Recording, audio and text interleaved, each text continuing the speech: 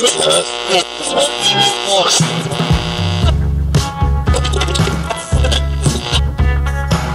BMD Podcast, anytime you want.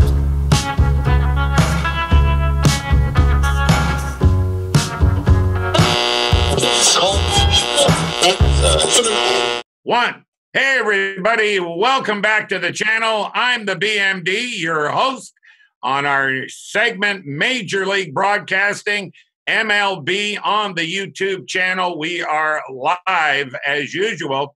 Today, we have a very interesting topic, an interesting guest. I want everyone to say hello to Daniel Chizik. He's a massage therapist, a professional, and he's going to tell us about his practices, his ways, his means, his methods of rehabbing people that are having trouble. So let's say hello to Daniel. How are you, sir? I'm doing great. How are you doing today? Good. So let's kick it right off. Tell us a little bit about your background. How did you end up in the seat that you're sitting in right now? All right. Well, it's a funny story. I started off as a troubled kid. I had an incident where I was a little angry, put my hand through a sliding glass door, and luckily I had a guy come out of retirement, put my hand together, and I figured I should use my hands to help people after that. So did about 6 months of rehab and finally got it working. And then I went to school for massage therapy to put these hands to work, I guess. So is massage therapy, is it a growing profession? Obviously, a lot of the general population and public out there are injured either through an aging process in life, a generation thing, obviously accidents.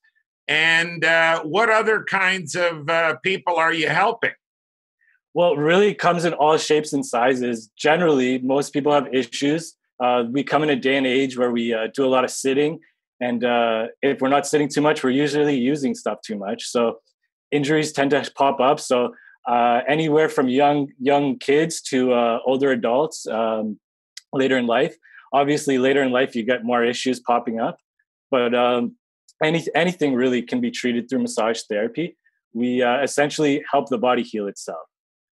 So can you tell us some of your special magic in the hands or techniques where, maybe describe a rehab procedure, if you will, through work injury or let's say automobile injury or just an accident injury rehab versus the different types of aging deficits that happen to the body where, you mentioned sitting around too much, but as the body is aging, I've noticed that you wake up every morning, myself included, with a new problem or a new something not working that well, and there's pain behind it. So give us the rehab side, and then give us the therapy side for the seniors of the world. Okay, so let's take a repetitive use injury kind of thing. So something like tennis elbow, which is a tendonitis in the tendon. It's an overuse injury. Essentially, the tendon's supposed to be a nice elastic band. Over time, it's become more of a rope. So when pressure's put on it, it tears and the injury sort of reiterates itself. So what we do for that is I have all kinds of cool technology. So one of the things is extraocular shockwave therapy. So what is that? I mean, you're saying big words. They don't mean anything. Like I've never heard that word or term before. You got to break it down and pretend, because most of us, we don't know anything about your world. Right. So essentially what it is a technology invented in the 80s to break up kidney stones. All it is essentially is sound waves that will tenderize the area that we're trying to work on. So often for tendonitis, the tendon gets no blood flow, so it has a really hard time healing itself. And what this is able to do is tenderize the tendon, get the blood in there, allow the blood to do its job and reheal the tissue to an elastic band instead of more of a rope, which is exactly what we want. Does that make sense? So are you a massage barbecuer? we do a lot. Massage has a lot of things in its scope of practice. So I've done a lot of continued education to be able to do those things. So that's one of those tricks that I have up my sleeve. It sort of works where massage fails. So it's now my what's the science behind that machine? I looked up about that machine just before we come on, and I know it's coined the jackhammer. How did it get that term? Well, essentially, that's what it is. It sounds and feels like a jackhammer when it's working on you. So it's one of those things. You got to be tough when we use it. It is doing damage, but it's good damage. And essentially, we're allowing the machine to send a sound wave down at the body. The body, if it resists it, will create a ripple in the tissue. As the ripple comes up, a sound wave comes down with a counterforce, creates microscopic tears in the tissue, and from there, it's like you said, it's a jackhammer. So it sounds like somebody beating up the pavement outside at a construction site, and it sort of feels the same. But you feel like it's done something as soon as you get off the table. So let me ask you kind of maybe an oddball question, but I do that as a broadcaster. Somewhat, that's my job. How about in sleeping? Why do you get injuries while you're sleeping? All right. So generally, the body staying in a position for a long period of time is going to sustain that position. So let's say you're sleeping on your side and you've got your head more to one side. It's going to keep that contraction on the side. So when you wake up, maybe after a couple of months of doing that, you're going to start to feel a pain in your neck. And so generally, that's why we toss and turn throughout the night. So our bodies sort of gets uncomfortable in certain positions. But we tend to, hold certain patterns that we get comfortable with. And over time, those patterns lead to dysfunction. So, if you're curled up in a ball all night with our knees to our chest, generally our hip flexors are going to hold that tension and we're going to get low back pain. So it's just one of those things. If we don't maintain our body, it tends to have a problem. And so anybody in life through exercise, sleep will develop different imbalances.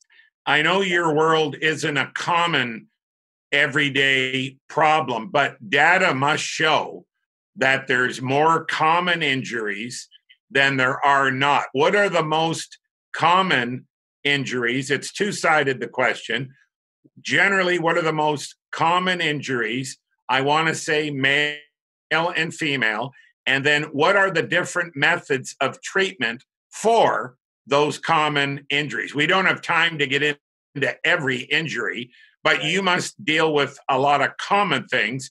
So again, two things, different injuries, common, male, female, and how do you deal with the female anatomy versus the male? Obviously, we're different. Yes, we have knees. Yes, we have feet and ankles and elbows and shoulders and hands the same, but our bodies are definitely structured differently between the two sexes. Maybe give the viewers and the listeners a little bit of intro on how the bodies do differ. All right, for sure. So for your first question there, common injuries that we see a lot, usually a lot of the sports injuries. So tennis elbow, carpal tunnel, sciatica, a lot of shoulder injuries. So rotator cuff tears and things like that. In the ankles, you get a lot of Achilles tendon stuff and plantar fasciitis and that kind of stuff. The second part of your question, the difference between the male and female with the anatomy, generally what happens is for females, they're a little bit heavier in the chest region. So they tend to have a little bit more in the shoulders, pulling them forward. So we do a lot more work in the shoulders and the chest area there. And then for males, to be honest, it's usually overworking. So guys who go to the gym and they push too hard and they think they're, making their bodies stronger, but really they're deteriorating their bodies and beating them up too much, not giving themselves enough time to heal. But that really can go both ways, guys or girls. And then, generally we're all, we find that the issue is the same. So I'm usually just looking for imbalances in posture or body mechanics or feeling for resistance in tissue. All tissue should sort of be pliable. If it's resisting me, there's something going on there that I got to dig into. So is there drastic differences between the male and the female? Like overall, I think the female, I think being the stronger sex in the sense, carrying the child 9 months, total body changeover, crazy what the pregnancy goes through, let alone giving birth, let alone the 9 months of building and the morphing of their body. I would have a tendency to think, and just your opinion, of course, are the women's body overall structurally stronger than the males? You know what I would say? I would say pain tolerance wise, 100%. A lot of the time, women, especially after they've been through childbirth, their pain tolerance is a lot higher than a man's would be. So when I use something like my jackhammer machine, the Shockwave, girls tend to be tougher. And that's not usually what guys think. Guys usually come in and say, take it easy on my wife when I send her to you. And she usually tends to be twice as tough as they are. Wow. So, yeah. Do you find that shocking, or you understand it? From the perspective of childbirth being painful, I guess it makes sense. They're designed to take a lot more pain than we are. And we tend to be a little more sensitive to it because we're not as used to it. Yeah. Now, we mentioned the jackhammer. What other bag of tricks do you have there? If something, the muscle or joint is being, tendons, ligament are being stubborn with Daniel, what do you do to keep going at them? All right. Well, essentially everybody's different. So with everyone, I sort of start off with gentle techniques and keep going to more aggressive ones. Usually the more aggressive techniques work the best. So everybody's body's different. What works for one person with the same condition won't work for another. So what I do is I run through a gamut of stuff. And then at the end, if that's not really worked well, I usually go to the Shockwave. Other than that, there's not a lot of aggressive techniques. I have other tools I use, like deep oscillation, which is more for inflammation and calming of the nerves. Really cool stuff. Basically makes your hands magnets. It makes my hands feel like they're vibrating when I treat people. That's more for inflammation stuff, though. What about infrared, or the mix of hot and cold, or creams? Yeah. What do you believe in? Two-sided question. What other treatments and hot and cold, and what are your beliefs work the best for you? Okay. I definitely use hydrotherapy. So I use these clay pouches, soaked in warm water. We throw them on an area to increase the blood flow, calm the nervous system's firing. Works really well. Everybody generally responds really well to heat when it comes to calming your nerves and increasing blood flow. It doesn't do much other than that. And then, what was the second part of your question? Sorry. Well, on your beliefs on hot and cold, which is the stronger method of receiving the most active, let's say, goodness. Like, what do you believe as a professional massage therapist? What do you believe works better for your practice, hot or cold treatment? I always use heat. Generally, people are coming in from suffering from tension that I'm relieving. Cold is only used with inflammation. So it's just there to push stuff out of an area. So generally, there's not a lot of stuff I see where I use cold. But sometimes, if somebody has an injury that's a little too acute or too fresh, that's where we would go. We'd start with cold. But 99% of the time in my clinic, I'm using heat. So it just depends what your injury is. Right? Now, I'm going to ask you a tough question. Obviously, no disclosing names and all that stuff. Tell us about your toughest case that you felt, oh boy, I am in deep here, but you stayed at it and you had success. Talk about the injury, how you rehabbed it. What was your success? Okay, that's a good question. Let me think of a good one then for you. Well, you know what? I've had a lot of cases where people have come in with sciatica. And often, with sciatica, what happens is we go to rule out the worst case scenario, which is your spine. And so often what happens is, we'll test somebody, they'll be positive for it, but it doesn't necessarily mean that's where the pain's coming from. A lot of people don't know this, but after you're past the age of 45, I think 60% of people have a bulging disc or a herniated disc, but only 20% of those people actually, their signs and symptoms are coming from there. So even though we found a positive result, it doesn't necessarily mean that's where the compression of the nerve is. And sciatica is just that. It's a big sciatic nerve. It's the biggest nerve in the body. And somewhere it means it's being compressed. And so it can be in your glutes, it can be in your hip flexors, it can be in your hamstrings, in your calves, all kinds of places. And what happens is doctors tend to diagnose it as from the spine because they found, that there is an issue in the spine there through an X-ray or through orthopedic testing. And so what I've often found is if I go through all of the possibilities and release all of the tension along the nerve, probably a good 85% of the time or more, we're able to relieve that sciatica, which they're usually on the list to get a spinal surgery for. So that's something that made me feel really good to realize that this is sort of a problem in our healthcare system of how we diagnose things. Sometimes we can give false positives, and how getting a spinal surgery can really, really affect someone's life in a negative way if it's not the right thing. And so, if you have your spine fused and now you still suffer from the same pain, you can imagine this is going to, increase your problem. It's going to keep getting worse faster. And so, I find with a lot of people, a lot of diagnoses they get, I wouldn't say that they were wrong, but I would say that there's other treatments we should try before doing something so drastic.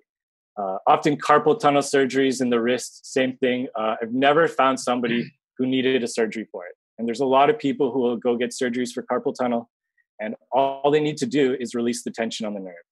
So do you believe you rival with doctors' opinion on surgery? Again, just your opinion. Surgery as perhaps maybe extreme last resort, and massage is the better way to go before the surgeon's knife. Yeah, I would definitely say it's always good to get a second opinion. I don't disagree with doctors. I mean, they have a method and they're following it for a reason. But essentially, a lot of the cases that I see, it's not coming from the spine, even though there is an issue in this. So yes, I always say it's worth getting a second opinion and trying to relieve the tension along the nerve elsewhere first, because I mean, it's a life changer if that's the problem. It's sort of like if somebody were to respond well to acupuncture, it could do a miracle for them. So should they try acupuncture? They could get worse from acupuncture. They could have a miracle happen. So it sort of comes down to, have you tried everything else already? Then it might be worth it to you. I was reading up on your bio, and I know you believe a lot of intake, what we're taking in, and you have a theory about all the mixture happening in our stomachs, and that could develop perhaps some issues that are happening in our bodies. We don't have time to get into it heavy duty, and perhaps our next visit together we can talk about that. But tell me just a little bit about your theory about intake, the stomach, and how it creates perhaps onset of new problems. Right. So really glad you asked me that. It's a part of healthcare that's really breaking open right now. So what it is your microbiome. So everybody's heard of all these probiotics and stuff like that. But what we've learned recently is how this stuff in our stomachs is responsible for all kinds of things going on elsewhere in our body. So things like testosterone production for men is 80% made by the living organisms in your stomach. Your serotonin for your brain, for you to feel happy, lots of it's made by your stomach. So these are hormones that affect how we feel and how our body's functioning. And we've thought forever that, our body was making it all. And turns out there's these living organisms in our bodies that are responsible for it. So anything to do with your health I think 80 or 90% of your immune system's in your stomach. So now we're learning a lot more about how to take care of that and how to deal with it. And so this is why every diet says it's the right diet, and then eventually it plateaus, is because it's an ever-changing thing inside of you, and you want to create a balance in it. So what will lead you to balance will lead you to imbalance, and so forth. And so personally, I've had great results working with my microbiome and fixing all kinds of health issues. So it's one of those things, when you have something that helps you, you always want to share it with others and hope that it can do the same for them. Now, So, is it potentially massage related, like no, improving? no, it's not. No, it's just a side practice you're working on. Well, I want to hold off on that because I think our next visit together will be your philosophies and explaining more about that topic, because I think that's a fascination nobody knows about. Like the common John Q public does not know about that. And, I have a question immediately. I don't want you to answer, but I'm going to answer you in another segment. Why the hell don't we know about it? To perhaps, like right away, I'm thinking healthcare system costs, extra drugs to compensate, when perhaps you can control it on what you're putting in. And it's the old story, you are what you eat, the old million-year-old slogan. We'll get into that on the next time. Another question I wanted to ask, is rehabilitation a big, big industry? I want you to talk, again, your own opinion, just about what do you do with the scammers when somebody's scamming and they're full of crap? What do you do there? I mean, a broad view, general view. You don't have to get into point for point. Right. Well, a lot of people out there, you'll know they're trying to scam you right off the bat, because what they'll do is they'll find out what your insurance coverage is. And that's always a bad sign. They'll ask you how much insurance do you have, and they'll make a plan based on your insurance coverage. So they'll say, oh, you have this much coverage, you can come this many times, and then your problem will be better. How is it that, when your money runs out, somehow your problem's better, right? That seems sort of strange. And then the other thing is, I always tell everybody, you got to listen to your body. So, if your body's telling you, I don't feel better after this treatment, I feel worse, or it's just the same, I don't know if anything's happened, chances are nothing's happening. Your body's communicating that to you. And so if we're listening to our bodies, we usually know either this treatment's not for me, which happens sometimes. It's not that someone's scamming you. Sometimes your body doesn't respond like everyone else. So acupuncture is a great example again for that. Sometimes somebody goes to acupuncture and, like I said, they'll have a whole miracle happen. Something they've been suffering from their whole life goes away. And other people, they go with they'll tell their friend, I have the same issues. So they'll say, go do this. It worked for me. And that person's condition can get worse. So there's a side of it that we can't predict. And it's the same with massage. I mean, some people respond to deep tissue. Some people respond to gentle pressure.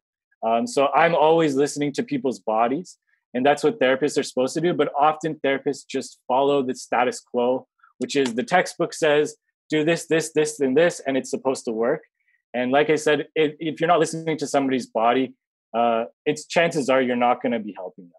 Do you believe there is a cure from your practice? I don't mean your own practice, but the practice of massage therapy.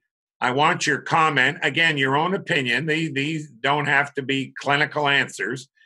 Your opinion of massage therapy versus surgery. We had a little touch there, but you believe you should go to a massage therapist and have that male or female therapist take a shot before you go under the knife. I'm getting the feeling you're maybe not a knife believer. And I mean, I'm not a surgery believer easy, because I know the doctors, they just want to go, well, let's go in and take a look. Right. And I think, this God-given thing we have as a body's been created. When you start opening it up, my feeling is you never can stop it. Yeah. I tend to agree with you. Like on my personal perspective, I don't like surgeries. Surgeries are a last case results. Um, and it depends on the individual, like always. So there are people who their issue is coming from a place where only a surgery will fix it, and that is a thing. But like you said, I don't think it would ever make an injury worse to go to a massage therapist and have them attempt to help you, because essentially they're supposed to be coming from a place of logic and skill where anything they're going to attempt or do isn't supposed to irritate the injury or make it worse. And like I said, even from a place of you're going to go get the surgery and that's what you need, a massage therapist can still relieve your pain in the meantime. So you don't need to take a painkiller till you get to your surgery. So, that all comes down to financing too. So some people, it's easier to take a painkiller and it's expensive for a massage sometimes. So, it just depends on your personal situation a lot of the time. So where is massage therapy, that medical topic? Where is it headed? We've got about 2 minutes to go in the show here. So give me about a minute diarized version on where do you feel the next level of massage therapy is going. I know it's a learning capacity, knowledge is king. I get all that. But where do you feel, again, your own opinion, where do you feel it's headed? Say the next 5 to 10 years. All right. Well, it's definitely growing. There's more and more need for it. There's more and more people becoming massage therapists. It's becoming more of a evidence-based thing. So we've always been evidence-based, but if you look into massage, there's a lot of things that are more energy work and stuff like that. So, you can see crystal work, you can see Reiki, different things, Qigong. But now we're sort of leaning more towards the evidence approach. So, for example, they recently added acupuncture into massage therapy. The type of acupuncture is evidence-based. So it's more of like not the traditional Chinese medicine style.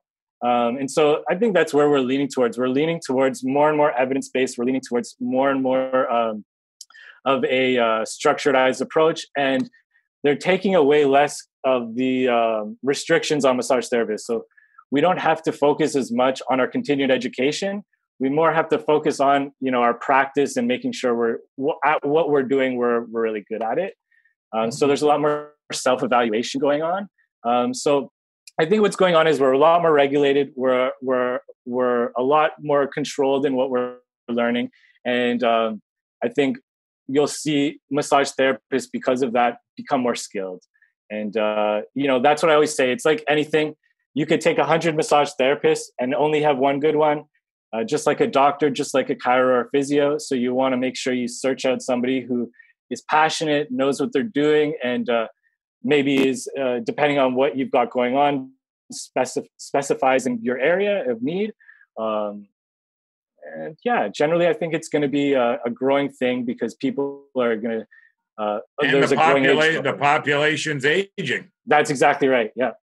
So, I'm in the last of the baby boomers, and I know we hurt every morning we get up, male or female. So listen, we're out of time, but before we run, tell the viewers and listeners how they can connect with you if they want to take this a step farther. All right.